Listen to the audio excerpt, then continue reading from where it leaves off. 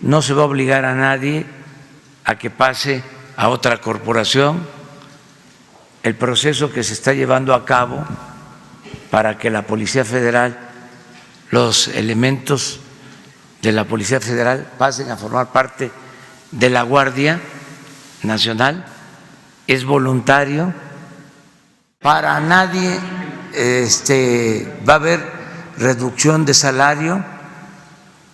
Yo entiendo que hay también resistencias porque es un cambio. Lo cierto es que estaba echada a perder esa corporación. Decirle a los de la... Amigos, muy buenas tardes. Sean ustedes bienvenidos a una emisión más de NP Noticias de la tarde. Con el gusto y con el placer de siempre de estar nuevamente aquí en este espacio. De verdad, muchísimas gracias por permitirnos llegar hasta la comodidad de sus hogares, de sus oficinas, de su trabajo, donde quiera que ustedes se encuentren. Gracias por permitirnos estar nuevamente con ustedes. Hoy es viernes 5 de julio del año 2019 y como siempre transmitimos desde el Puerto Internacional de Coatzacoalcos, Veracruz, para todo el mundo. Gracias, de verdad, muchísimas gracias por permitirnos estar aquí nuevamente. Hay un tema muy importante que yo creo que es cuestión de que cada quien saque sus propias conclusiones. La gente lo ve de distintas formas. Hay quienes ven que la Policía Federal es una policía corrupta. Sin embargo, déjeme decirle que las últimas encuestas, la Policía Federal ha tenido muy buena aceptación por la sociedad. Estamos hablando de aproximadamente entre un 60 y un 70% que aprueban su trabajo de la Policía Federal, pero la entrada prácticamente de la Guardia Nacional ha creado un verdadero conflicto en cuanto a ciertas situaciones laborales que pues dice la Policía Federal se perderían. Ante ello, usted lo vio hace unos días, la Policía Federal pues nunca lo habíamos visto, tomó las instalaciones, sus propias instalaciones, para tratar de presionar al gobierno federal en cuanto a que llegara a la Guardia Nacional, a pesar de que se diga que es en una forma voluntaria, pues prácticamente es algo que no se cree, porque no hacerlo pues significaría perder sus empleos. Hubo prácticamente policías federales que mantuvieron tomado su propio control, su propio centro de mando, precisamente allá en Iztapalapa, y bueno, han echado pestes en contra de sus propios representantes y rechazaron el ofrecimiento de sus superiores de irse a otras instituciones, llámese Instituto Nacional de Migración, llámese Secretaría Pública Federal o la Secretaría de la Policía Militar, y desde luego también hablaron de no querer pertenecer a la propia Guardia Nacional, que tendrá pues un control prácticamente militar, y una Policía Federal que no está preparada para ello. Primero se dijo que la Guardia Nacional, los militares, no estaban preparados para enfrentar los delitos sociales, civiles. Ahora se creó la Guardia Nacional, pero la Policía Federal tendrá que sumarse a la Guardia Nacional, y la Policía Federal no tiene adiestramiento militar. Se creó un conflicto al interior de la Policía Federal, y bueno, a la propia comisionada la presionaron, la tiraron, y bueno, parece ser que este conflicto, si el gobierno federal no toma con seriedad lo que ellos están pidiendo, puede generarse una deserción de muchos policías federales, que ¿a dónde cree usted que irían a parar. Pues sí, exactamente, al crimen organizado. ¿Qué se debe de hacer? Escribe Alejandro Jope hoy en su columna de El Universal. Pues vamos, este señor Alejandro Jope, que es un experto en estos temas, también tiene sus dudas al respecto. Habla de que si el gobierno no cede y reprime el movimiento, se corre el riesgo de lo que le acabo de decir, de una deserción masiva de la policía, que prácticamente pues estamos hablando, póngale usted que no sean todos. Dentro de la Policía Federal hablamos de aproximadamente 32,000, 33,000 policías entre administrativos y de campo. De campo estamos hablando como de unos 24,000 aproximadamente, que imagínese usted, de esos 24,000, súmele usted 10,000 que no se plieguen a lo que está pidiendo el gobierno federal, la Secretaría de Seguridad Pública de Alfonso Durazo. Bueno, esa gente se iría a las filas del crimen organizado. Si el gobierno no cede, y si cede a las demandas de las policías federales, se dificultaría el proceso de homologación de sueldos y prestaciones de la Guardia Nacional, y el malestar podría trasladarse a las Fuerzas Armadas. La mejor alternativa, escribe Alejandro Jope, sería deshacer a la Guardia Nacional como un organismo mixto. Sí, mixto, porque recuerde usted que se supone que es una guardia de carácter civil con militares, que a su interior tendrá también a policías federales que no tienen adiestramiento militar, aunque el mando será, y para colmo, más bien dicho, el mando será militar, un militar en retiro. Entonces, por eso es que lo ideal sería, dice Alejandro Jope, deshacer prácticamente la Guardia Nacional como un organismo mixto, dejarla prácticamente como un cuerpo militar bajo un ordenamiento civil, dedicada a funciones de control territorial en zonas rurales y pequeñas poblaciones, al mismo tiempo que la Policía Federal fortalecida que cubra las zonas urbanas. Es decir, un modelo prácticamente como en España, Francia o Italia. Pero esto difícilmente, amigos, es difícil que pueda suceder. Los policías federales están peleando por asuntos laborales concretos, pero también por respeto. No es mucho pedir que no les digan corruptos. Ya ve que AMLO cada rato les dice corruptos, sin más distinciones, ni les echen en cara, como hizo ayer el secretario Durazo, actos de presunto cohecho que se gestaron en las altas esferas de la Secretaría de Gobernación en el sexenio pasado. O sea que también hay prácticamente un señalamiento de que hay gente muy corrupta que ha permitido todo esto al interior. Seguramente habrá, pero no serán todos, así que también se tiene que moderar hasta en la forma de dirigirse hacia ellos. Los policías, en cierta medida, y usted lo debe recordar, en la captura o recaptura de El Chapo Guzmán, la Policía Federal fue el que logró la detención. En su huida, el Chapo Guzmán fue detectado por una patrulla de la Policía Federal, quienes lo detuvieron, y a pesar de que les ofreció muchos millones de dólares, los policías federales no aceptaron. Es decir, hay policías que no son corruptos, hay policías que no son deshonestos. Usted recuerde el caso del Chapo Guzmán. Así que esta discriminación, este trato desigual entre la Guardia Nacional y policías militares, pues prácticamente tiene que parar. Si se les están exigiendo pruebas físicas o médicas a los policías federales, lo mismo se le debe de exigir a los militares. Si se pide que los policías federales se sometan rigurosamente a las disposiciones legales, lo mismo se debería pedir a los soldados y marinos. Por ejemplo, Las evaluaciones podrían ser cruzadas. Los policías federales serían evaluados por militares y los militares por la policía federal. Dejar a un lado también eso de las conspiraciones, porque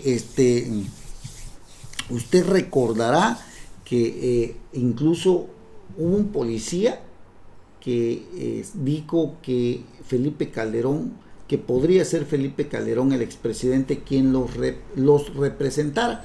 Y luego por ahí ya vino el acto ese de decir que había detrás de todo esto, o que estaba detrás de todo esto, el propio expresidente. Ello originó que el expresidente saliera a desmentir todo esto. Les agradeció que lo mencionaran a él, no los podría ayudar, dice, más los perjudicaría, señalando que la Policía Federal era un cuerpo policíaco de muy alto nivel, que estaba preparado y tenía la capacitación para cualquier situación de emergencia. En la época de Felipe Calderón, si no mal recuerdo, fue cuando se creó la Policía Federal, amigos. Entonces sí, hay que tomar en consideración todo esto. El expresidente prácticamente pues pidió que no lo mencionaran a él, porque más que ayudarlo, los perjudicaría, ¿no? Bueno, esa es por parte de la Policía Federal. Ojalá y el presidente de la República deje de estar atizándole fuego a la Policía Federal, porque la verdad esto origina gravísimos problemas cuando el mandatario no tiene la sensibilidad para poder dirigirse, no tiene la habilidad y piensa que porque es muy popular puede insultar o agredir verbalmente a las personas. Esto no debe de suceder. Bueno, hay un tema también que se le cayó al presidente López Obrador, y es que son las malas decisiones, amigos. No es que nosotros queramos estar en contra del gobierno. Hace falta un gobierno que tenga visión de las cosas. No era necesario la cancelación del aeropuerto de Texcoco, del nuevo aeropuerto de la Ciudad de México, ahí en Texcoco, por pues digamos, por el capricho del presidente López Obrador de echarles abajo por por la supuesta corrupción que ahí había, sin que hoy sepamos dónde están esos corruptos. Cancela el aeropuerto de la Ciudad de México, anuncia el de Santa Lucía, que se llamará, no recuerdo a este militar, Felipe Ángeles, este militar que va a llevar este nombre, pero ahí en Santa Lucía, que será pues administrado prácticamente por el ejército, y resulta que una serie de amparos no permitirán que el aeropuerto de Santa Lucía quede concluido en el año 2021. Esto podría ser hasta el año 2022, así lo dijo el señor Javier Jiménez Espriu, secretario de Comunicaciones, que debido a los amparos que han interpuesto contra este aeropuerto, pues se podría retrasar la entrada en operación del nuevo aeropuerto de allá de Santa Lucía. Estos amparos, dijo el secretario de Comunicaciones, nos han retrasado un poco las cosas. Esperábamos empezar a construir hace como un mes, pero no fue posible. Pese a los inconvenientes, el secretario de Comunicaciones confía en que este mismo mes se puedan solucionar los asuntos judiciales a favor del gobierno y se pueda comenzar con la edificación de la terminal aérea. El proyecto original de Andrés Manuel López Obrador señalaba que la obra estaría terminada en 2 años, lo que significa que en 2021 entraría en operaciones y listo para recibir vuelos comerciales. Esto no va a ser posible, ¿no? Mala señal. Y es que la verdad, no tiene sentido, y mucho menos en la forma en cómo se canceló el aeropuerto, ¿no? La gente salió a votar, o sea, sin una organización total. El pueblo, pues, dijo, según la interpretación de AMLO, que el pueblo no estaba de acuerdo y que se cancelara. O sea, no puede ser esto, amigos. En los últimos meses, la organización No Más Derroches ha conseguido diversos amparos para evitar el inicio de la construcción de Santa Lucía hasta que no se tengan todos los estudios pertinentes. Todos los procesos judiciales, el secretario de Comunicaciones señaló que respetan absolutamente todos los procesos judiciales que se han promovido y solo están a la espera de la decisión de la autoridad. Así que estamos hablando de autorización de la Semarnat respecto a la manifestación del impacto ambiental. No había ni documentos que avalaran el impacto ambiental, amigos, así de ese tamaño, o sea, sin permiso, sin nada. Y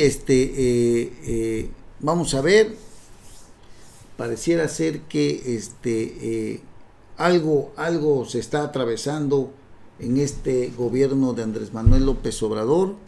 ¿Qué tal pareciera que más bien tenemos a un presidente que no da signos de ser un estadista, de ser un personaje que realmente respete a las instituciones, sino más bien tenemos como una especie de un payaso, de un bufón, de alguien que realmente únicamente se la pasa burlándose, dividiendo al pueblo entre fifís y chairos, conservadores, liberales y bueno, una serie de calificativos que no puede ser, porque es un presidente y debería de dejar ese tono de descalificaciones y de estar dividiendo al país. Por eso le digo que nosotros, el pueblo, nuestro país requiere de un estadista, de alguien que tenga visión de Estado, que tenga autoridad, que respete a las instituciones, porque eso es lo que queremos. No queremos un payaso, un bufón que tiene el control sobre el Congreso y que las leyes se hagan a como él quiere, a como él las pide. Ahí tenemos el caso, por ejemplo, de la ley de austeridad que les va a permitir ahorrar 90,000 millones de pesos a la 4T, que serán destinados a que el Ejecutivo Federal los utilice discrecionalmente, no para comprar yates, no para comprar carros si usted quiere, sino para poderlos manejar en los programas que él quiera para tratar de operar las elecciones que se vendrán próximamente. Ese es el tema.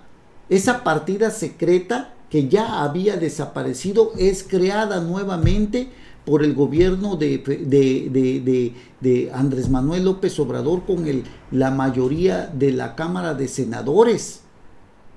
Desde luego la ley de austeridad todavía pasará por la Cámara de Diputados, pero déjenme decirles que esto es una muy mala señal cuando ya se había eliminado, y creo que se eliminó en los tiempos de Felipe Calderón, de Vicente Fox para ser exacto, esta partida secreta discrecional que el presidente manejaba como él quería. Se supone que ya había terminado y se supone que era lo que ellos criticaban, y ahora resulta que miren, la partida secreta que manejará Andrés Manuel López Obrador será de 90,000 millones de pesos. No podemos volver a retroceder. ¿De qué se trata? Si esta cuestión era de lo que estaba cansado el pueblo, y ahora Andrés Manuel López Obrador va a manejar 90,000 millones de pesos. Imagínense, le estoy hablando de unos 2 o 3 presupuestos, unos 2 o 3 presupuestos que manejan, digamos, 3 o 4 estados de nuestro país. Imagínese usted, concentrados en una sola persona, 90,000 millones de pesos. Es una barbaridad. Así que todos estos temas afectan ampliamente en credibilidad a un gobierno como el de Andrés Manuel López Obrador, sobre todo cuando pareciera ser que nuevamente vamos a tener a un presidente ejerciendo desde la supuesta izquierda que se molesta con la forma que tenían los gobiernos anteriores de manejar los recursos, Ahora parece ser que esto va a volverse a llevar a cabo en el gobierno de Andrés Manuel López Obrador, lo que tanto criticaron. Criticaron también los despidos de los trabajadores, cuando antes no había empleo, decían no pueden generar empleo el gobierno de Peña Nieto o el gobierno de Calderón. Ahora la izquierda está despidiendo a muchos trabajadores. Son miles de trabajadores que se van a quedar sin empleo dentro de la propia burocracia. Así que, pues ya para que usted lo sepa, esto es lo que trae la 4T, de esta forma viene trabajando, de esta forma viene operando, despidiendo a muchísima gente, y la verdad esto no puede ser posible que lo estemos nuevamente viviendo, regresando como en los viejos tiempos del presidencialismo priista. Bueno, un tema también que se viene arrastrando desde el año pasado es el famoso caso de Odebrecht. Usted lo recordará, Odebrecht, que mantiene en la cárcel a su dueño, Marcelo Delgado, allá en Brasil. Y usted recordará que el año pasado Santiago Nieto era el fiscal de los delitos electorales, como fiscal de delitos electorales que dependía de la Procuraduría, en ese tiempo Procuraduría General de la República. Pues resultó que Santiago Nieto inició una investigación en contra de Emilio Lozoya por su probable participación en este delito electoral, ya que recibió aproximadamente entre 10 y 11 millones de dólares para la campaña de Enrique Peña Nieto.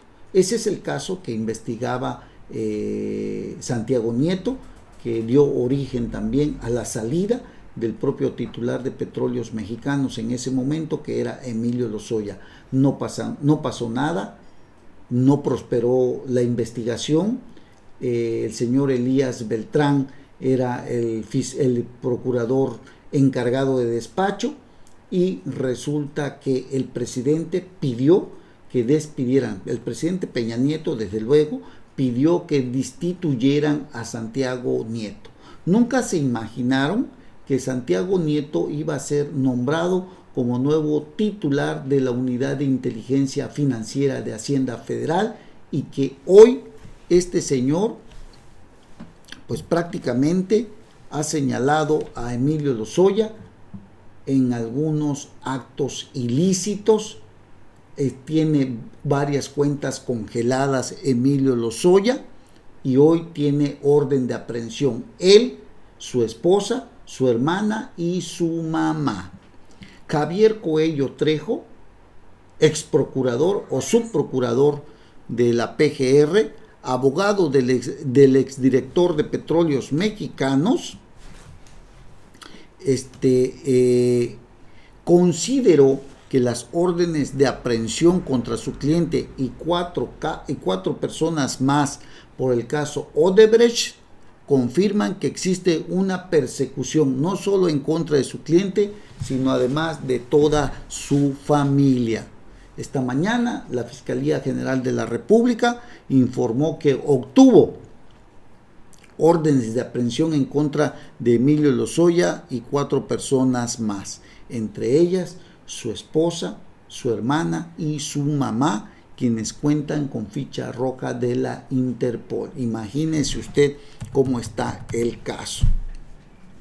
Nunca había habido ficha roja en contra de la mamá ni de la esposa de Emilio, porque incluso acaban de rendir informe previo los jueces y no había ninguna orden de aprehensión. Señaló al tiempo que dijo que solicitará el amparo correspondiente para conocer de qué se les acusa a los familiares de su cliente. El abogado dijo estar sorprendido por las órdenes contra la familia de Emilio Lozoya y de él mismo, porque de él mismo anda huyendo. Señaló que conoce la carpeta de investigación y nunca fueron mencionadas estos familiares, de las cuales aseguró no existe una sola prueba en su contra. No sé de dónde sacaron esto, pero ya abrimos la baraja y todas las pruebas que nosotros presentamos vamos a analizar si las tomaron en cuenta. Hay pruebas anticipadas que son pruebas plenas ante juez de control y donde se acredita plenamente que Secapan no es de Emilio y Emilio no recibió ni un peso de Secapan. Argumentó sobre la acusación de su cliente recibió depósitos en dicha empresa, es decir, que ahí Emilio Lozoya había recibido dinero en esta empresa. Pues esto se pone cada día más delicado del asunto en contra de Emilio Lozoya.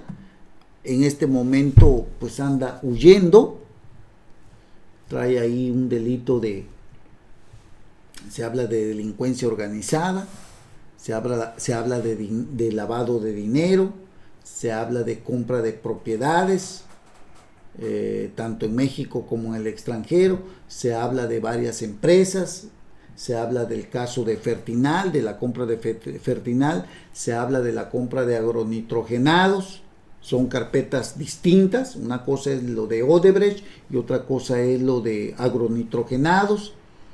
Esto de verdad, con el tiempo que se están manejando, podría permitir pronto la orden o pronto la captura de Emilio Lozoya, ya sea él, su hermana, su mamá o su esposa.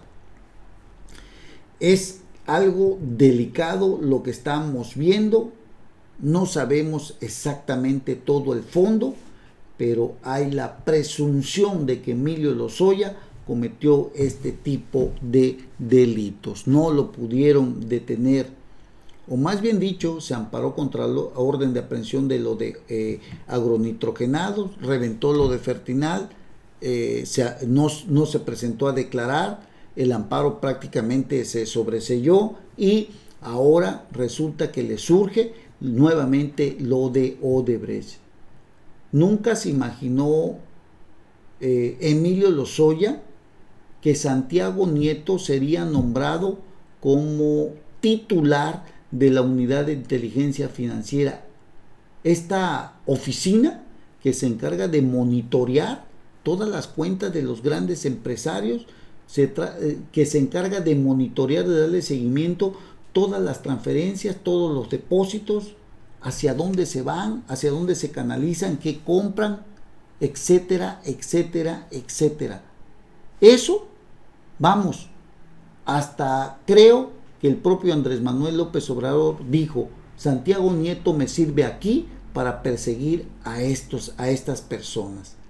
En política no hay casualidades. Seguramente Santiago Nieto será la mano investigadora, o más bien dicho, será la mano ejecutora de todos aquellos enemigos de Andrés Manuel López Obrador. Así están las cosas. Emilio Lozoya a salto de mata, prácticamente huyendo este señor. Bueno, ayer aquí en Coatzacoalcos tuvimos la visita de Rocío Nale, quien es secretaria de Energía, y confirmó o dijo que por instrucciones del presidente se iniciará el diagnóstico de la industria petrolera. ¿Cuántas veces no hemos escuchado todo esto, amigos? Palabras más, palabras menos, que ahora sí, que la petroquímica, que las refinerías, que etcétera, etcétera, y al final no hay absolutamente nada. ¿Cuánto va usted que este nuevo anuncio será otra gran mentira de Andrés Manuel López Obrador en voz de la déspota funcionaria de energía, Rocío Nale?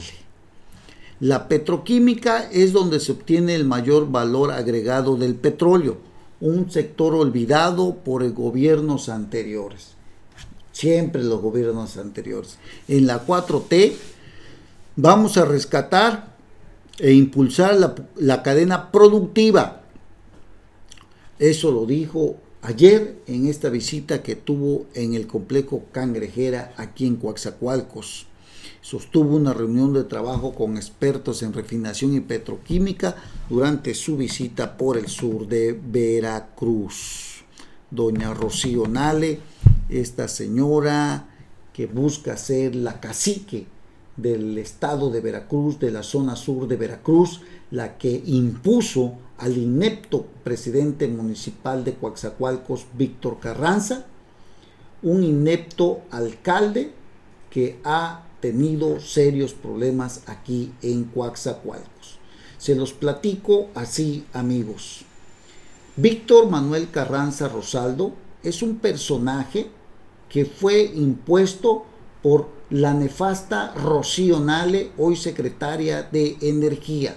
Este señor, desde el inicio de su administración aquí en Coatzacoalcos, ha venido sosteniendo un enfrentamiento con la clase trabajadora, con el sindicato de empleados municipales del municipio.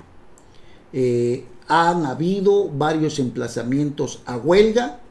El líder sindical Gersaín Hidalgo Cruz siempre lo ha llamado al diálogo, a la negociación, a los acuerdos. Varios emplazamientos a huelga que han estado a punto de concretarse, de no ser por la intervención en muchas ocasiones de la síndica municipal Yasmín Martínez Irigoyen, que ha buscado siempre la mediación, la conciliación, la negociación. Hace unos días nos enteramos que había otro emplazamiento a huelga aquí en Coatzacoalcos, en donde el alcalde se negaba a pagarles el 4% de una diferencia de un aumento salarial del año pasado. Posteriormente también se supo que había un pendiente que era el de entregar uniformes para los trabajadores, y había otro problema más que era el de la reinstalación de varios trabajadores aquí en el ayuntamiento de Coatzacoalcos.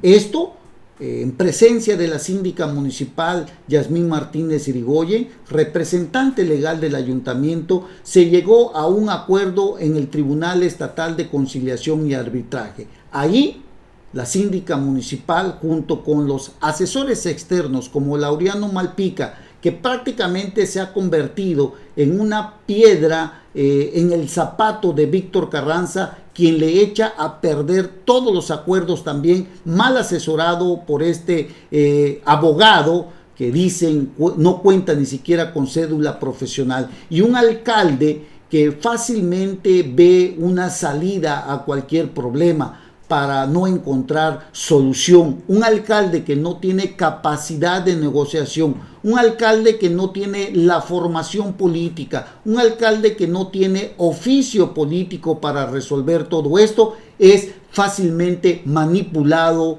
por el señor Laureano Malpica. Este acuerdo que se llevó en el Tribunal Estatal tampoco fue avalado por el Cabildo de Coatzacoalcos y mucho menos por el alcalde, a quien no le ocupa y ni siquiera le preocupa lo que pudiera suceder.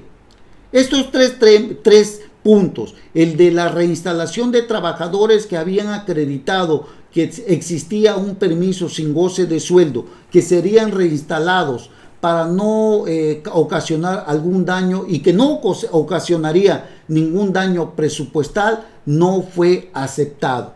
También lo de los uniformes, de la entrega de los uniformes, tampoco fue aceptado, y desde luego tampoco se les había pagado el 4% de esta diferencia de aumento salarial del año pasado. No conforme con todo esto, el alcalde de Coatzacoalcos, Víctor Manuel Carranza Rosaldo, un personaje que ha dado muestras de no estar preparado mentalmente para resolver los problemas, originó otro arrebato que consistió en no pagarles un quinquenio, una prestación laboral, una conquista laboral al sindicato de empleados municipales que preside o del cual es secretario general Gersaín Hidalgo Cruz, un quinquenio que ya estaba presupuestado, que ya estaba en el presupuesto, se negó a pagárselos en la última quincena de junio originando con todo esto un paro de labores a partir del 1 de julio. Este paro de labores en un principio consistió en cerrar las entradas y salidas de la ciudad de Coatzacoalcos. ¿Hubo pérdidas? Sí, es cierto, pero tampoco ha habido disponibilidad ni ganas de poder resolver esta situación. Un alcalde que definitivamente no da muestras de estar preparado para esto y que no ha tenido la voluntad de solucionarlo.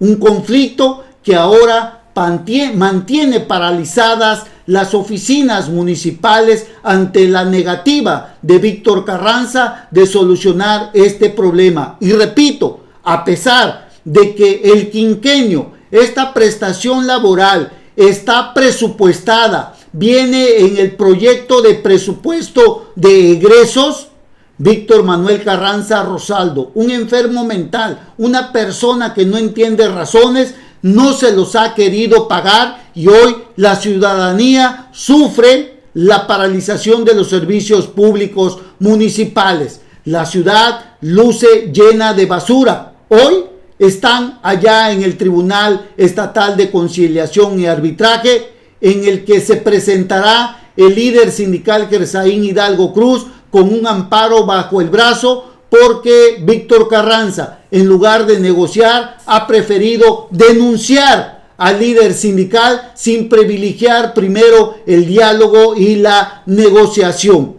Se busca que allá en el Tribunal de Conciliación se logre un acuerdo y que ahora sí Víctor Carranza respete los acuerdos, porque es una persona a quien no le importa perjudicar a los ciudadanos de Coatzacoalcos. Hay un malestar profundo en el gremio sindical porque este señor Víctor Carranza, desde el inicio de la administración pública del año 2018, una tras otra no respeta los acuerdos, una tras otra busca echar abajo todas las conquistas sindicales de los trabajadores del ayuntamiento de Coatzacoalcos. Esperemos que entre en razón este señor y que ya deje de ser o de hacer caso a los malos asesoramientos de este abogaducho que se llama Laureano Malpica. Es necesario que el alcalde de Coatzacoalcos asuma un rol de liderazgo. Sabemos que no lo tiene y sabemos que tampoco nunca lo tomará, porque es un personaje que fue impuesto, que nunca ha tenido la preparación ni el oficio político. Repito, que fue impuesto precisamente por Rocío Nale, la hoy secretaria de Energía. Esperemos que hoy, que se han reunido allá en el Tribunal Estatal de Conciliación y Arbitraje, logren llegar a un acuerdo en beneficio de los ciudadanos de Coatzacoalcos, Veracruz. Eso es lo que tenemos el día de hoy para decirles con respecto precisamente a lo que sucede aquí en Coatzacoalcos. Les estaremos diciendo más de lo que está sucediendo y de lo que está pasando o de los acuerdos que se logren en el Tribunal Estatal de Conciliación, en donde en estos momentos se encuentran reunidos el alcalde y varios regidores, la síndica municipal como representante legal, para lograr encontrar la solución a este grave conflicto que ha ocasionado precisamente que los empleados municipales estén prácticamente plantados en una huelga hasta que no les resuelvan el pago de este quinquenio. Una prestación, repito, que ya estaba plasmada, ya estaba aprobada en el presupuesto de egresos, avalada incluso por el Congreso local. ¿Será que Víctor Carranza quiere robarse los 10 millones de pesos aproximadamente que corresponden al quinquenio de los trabajadores sindicales? Ya lo veremos y ya estaremos dando cuenta de todo ello, amigos que nos siguen aquí en el amplio mundo de las redes sociales. Y bueno, les repito, ayer estuvo por acá la señora Rocío Nale, vino a darnos nuevamente, a decirnos que la petroquímica pronto será un gran proyecto en el que seguramente, dice ella, ya nosotros no le creemos, una visita de trabajo para impulsar nuevamente el desarrollo de la petroquímica. Dice Rocío Nale que trae indicaciones del presidente para realizar trabajos de supervisión en todos los complejos y en toda el área de refinación.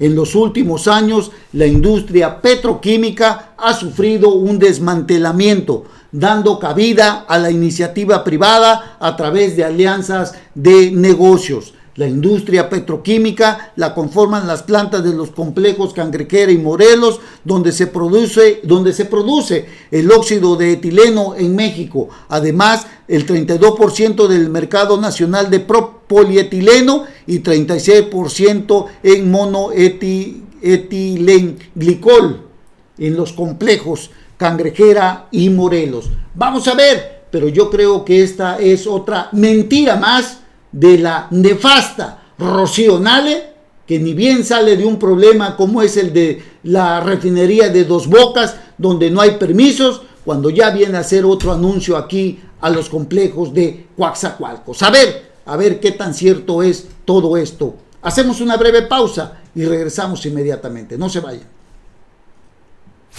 NP Noticias de Coatzacoalcos